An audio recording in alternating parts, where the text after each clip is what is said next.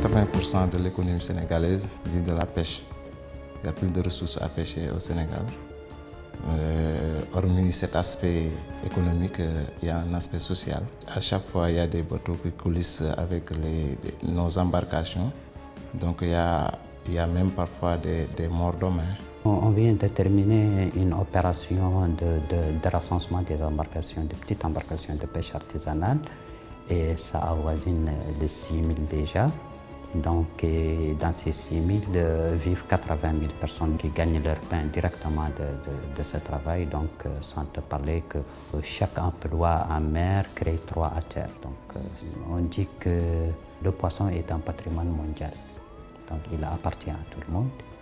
Donc, il est la responsabilité de tout le monde d'essayer de le préserver. On s'est rendu compte que nos pères faisaient moins d'efforts, étaient plus près des côtes et ils en attrapaient beaucoup.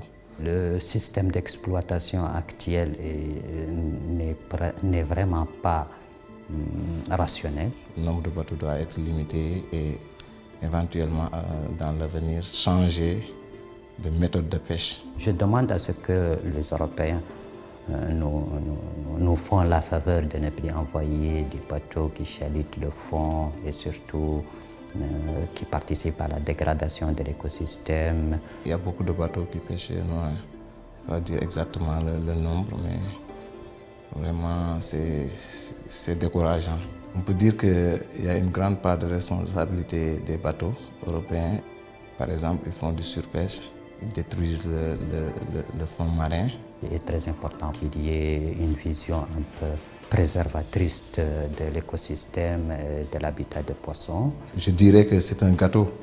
Ils n'ont qu'à prendre leur part et nous laisser, nous autres Africains, parce qu'on en a besoin aussi pour l'avenir de nos enfants et de celui de nos petits-enfants. Je suis pêcheur depuis 21 ans, mais j'ai peur que je ne puisse pas continuer.